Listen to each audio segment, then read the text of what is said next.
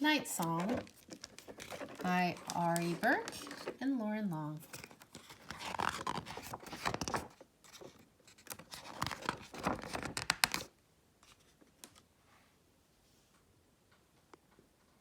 The sun had set, and the shadows clinging to the walls of the cave began to wake and whisper. "Cheero, little wing," the Bat Mother said to her child. "Tonight you must fly out into the world, and I will wait here for you."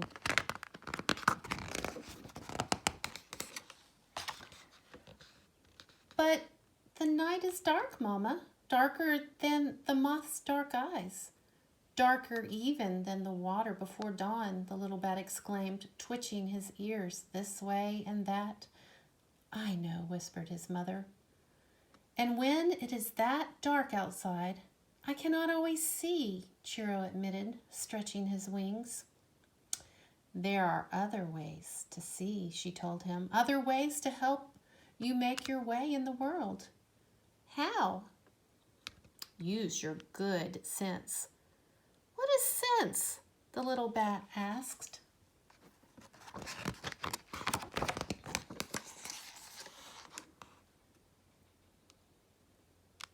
His mother folded him in her wings and whispered into his waiting ears.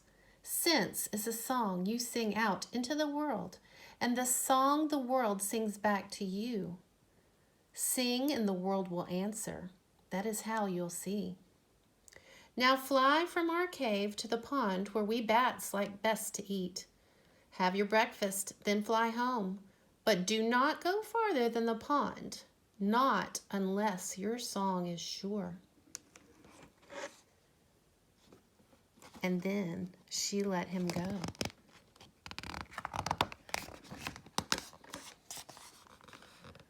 Cheero fell into the cold air for an instant, then flapped and turned and flew out past the mouth of the cave and into the waiting night.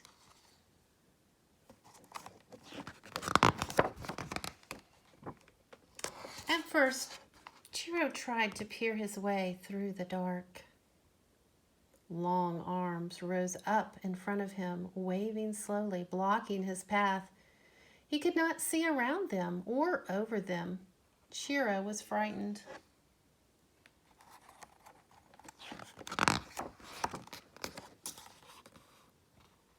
But he remembered his mother's bright words.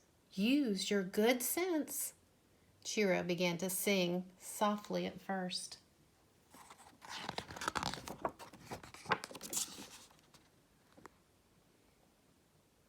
But then, more surely, his song flew ahead of him, and soon he could hear something singing back. Tall trees called out to him, chanting the lengths of their long branches and the girths of their rough trunks. Gleefully, he flew through the woods, past pines, over maples, and away.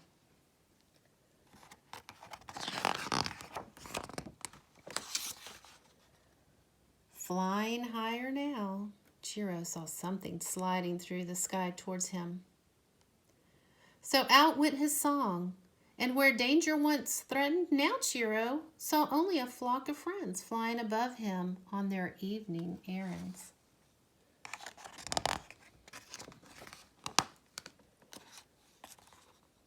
As he flew further, Cheero heard strange sounds, lines of noise, 1,000 voices buzzing from one end of the sky to the other.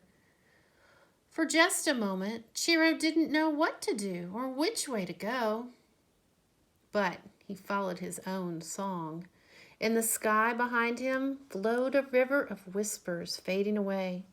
The pond was just ahead.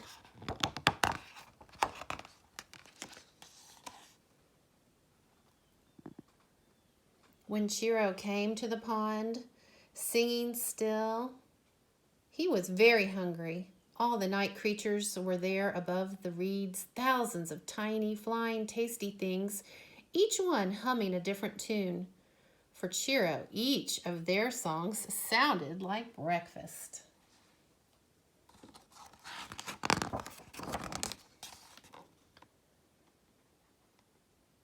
Cheero ate well that night. When he was full, he stretched his wings again and thought about flying home. But he began to wonder just a little what lay beyond the pond, what lay beyond his mother's words.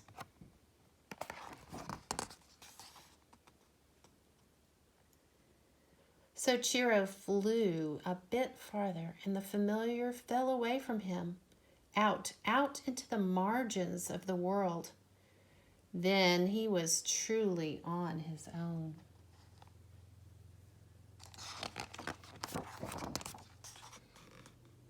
He flew fast towards a high dune, each grain of sand calling out in chorus as he passed.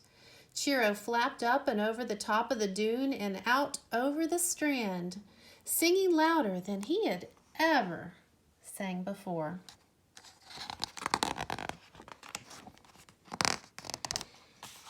Out went his song over dark water, then again and again, each wave on the ocean rising up to greet him, each splash of sea foam becoming kin to him. The sky began to change, grow light, and cast long shadows over the shore. With the morning came memory, his mother's voice, her warm wings. Chiro knew it was time to go home.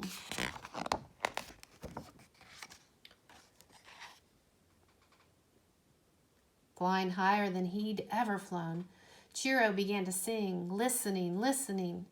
The music of the land rose up in all of its many textures, each tree, each cliff, each place he'd passed, until finally the song of home added its voice to the others.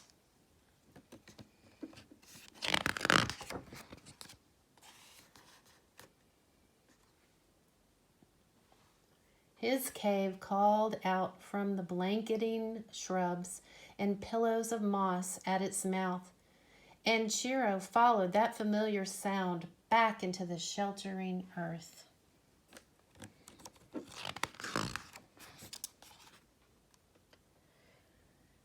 His mother caught him all up in her wings and asked, "Was it very dark in the world, little wing?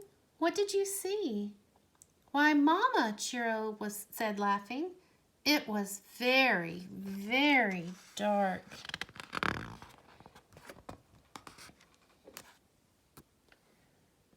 "And I saw everything."